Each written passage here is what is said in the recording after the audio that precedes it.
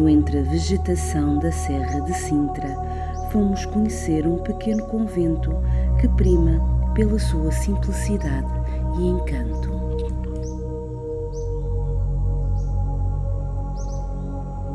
Fruto de uma promessa feita ao seu pai, Dom Álvaro de Castro, conselheiro de rei Dom Sebastião, mandou construir esta casa conventual em 1560. Este deveria ser um templo simples, dedicado à contemplação.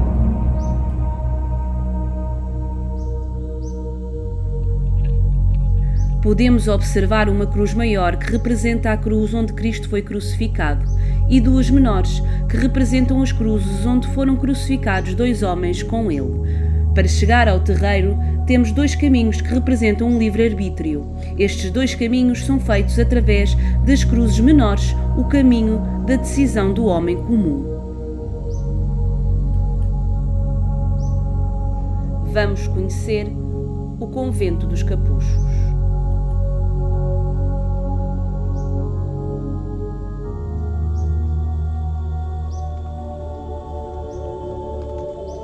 Este é o Pórtico das Fráguas, local de acesso ao convento que recebeu o nome de Convento de Santa Cruz da Serra de Sintra.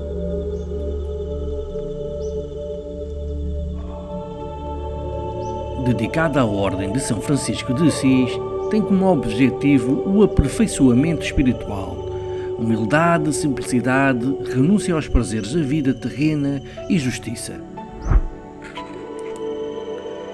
Do lado de fora do Pórtico das Fragas, este sino era tocado para que o frade guardião, que tinha as chaves, abrisse a porta.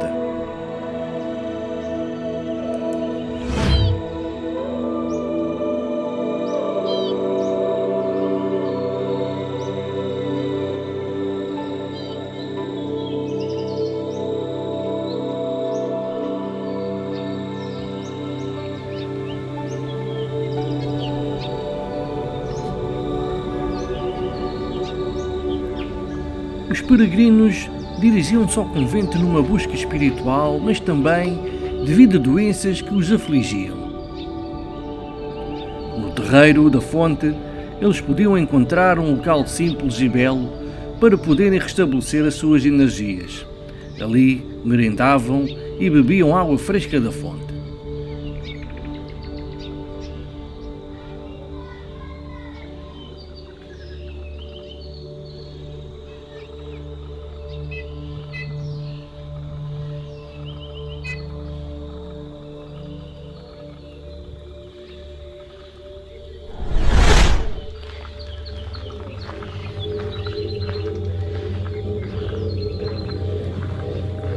O alpendre tem uma decoração muito simples e bela. Uma excelente representação da forma como viviam os frades deste convento. Numa observação mais atenta à cruz de madeira que está na parede do fundo, conseguimos distinguir, apesar de estar já bastante desgastada, a imagem de um homem crucificado com o hábito franciscano. Um traje castanho composto por um capuz pontiagudo e um cordão à cintura com 3 nós. Estes nós representam os votos dos frades franciscanos: pobreza, obediência e castidade. Seria este homem o próprio São Francisco de Assis.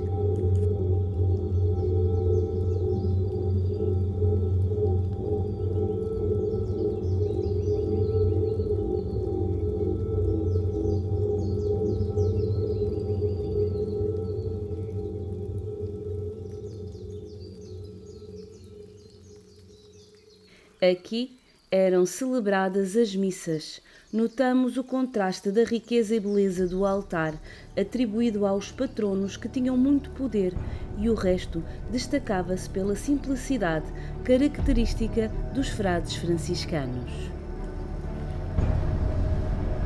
No coro alto eram entoados os cânticos por um dos frades durante as missas.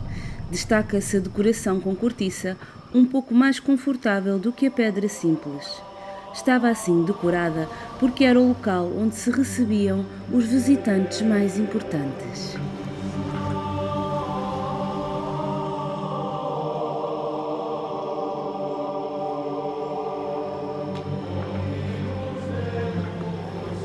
Subindo as escadas, chegamos ao corredor das celas.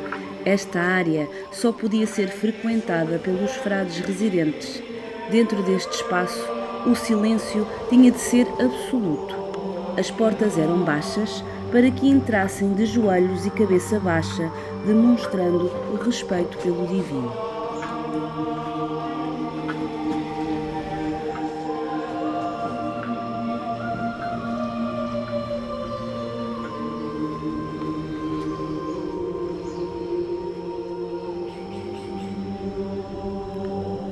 O convento tinha apenas 8 frades que o habitavam. Tendo em conta o reduzido número de homens, a cozinha era bastante grande. A alimentação destes religiosos era praticamente vegetariana. Mais tarde, quando começaram a receber mais donativos, os frades partilharam o alimento com os pobres e peregrinos.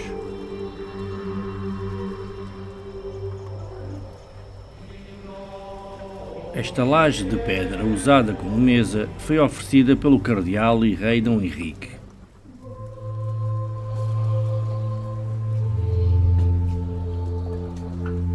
Aqui vemos uma cela muito escura, sem janelas, usada para a meditação e o recolhimento profundo. Neste corredor encontramos as celas que eram utilizadas como alojamento para os religiosos que visitavam o convento.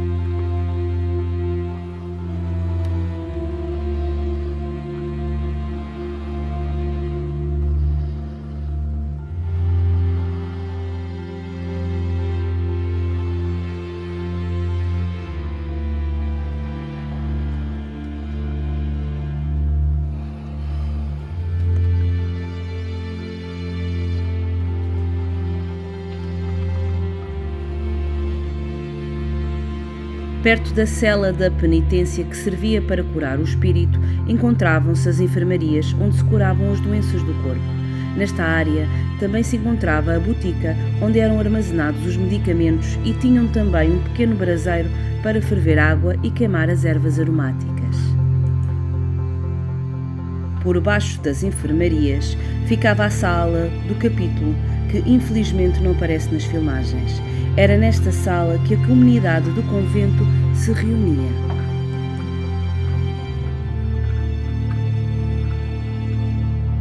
Entrando no claustro, encontramos a capela do Senhor no Horto. Aqui vemos 2 frescos que representam São Francisco de Assis, do lado esquerdo, e à direita temos a representação de Santo António de Lisboa e Pádua.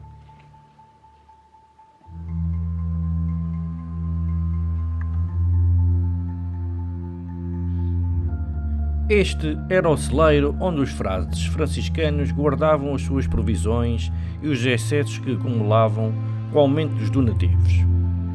Assim, partilhavam o alimento com os pobres e os peregrinos. Nos dias de hoje, é usado como um museu de convento.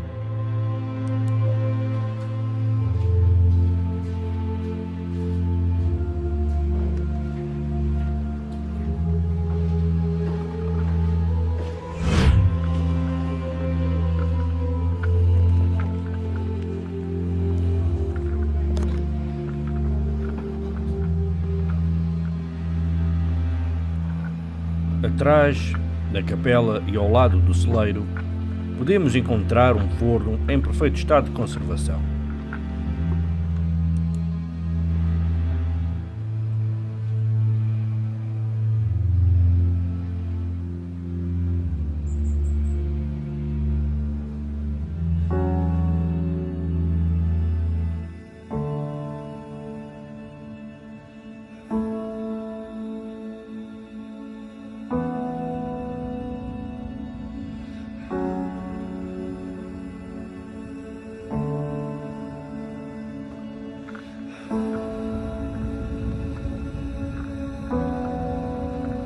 O Frei Honório de Santa Maria, natural de Arcos de Valdevez, escolheu este local onde se recolhia para expiar os seus pecados.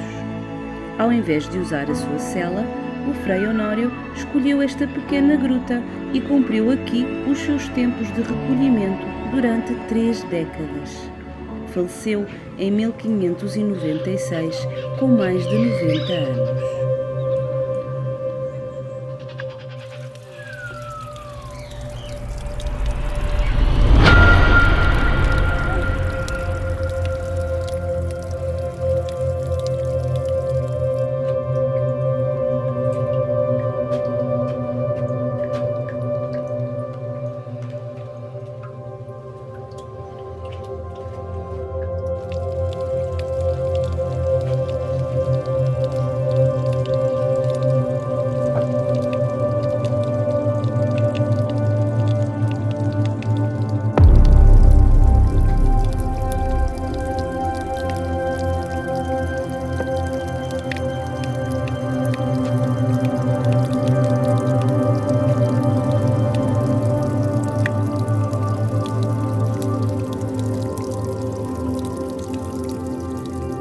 Estávamos no século XVI na Serra de Sintra e o dia estava particularmente quente.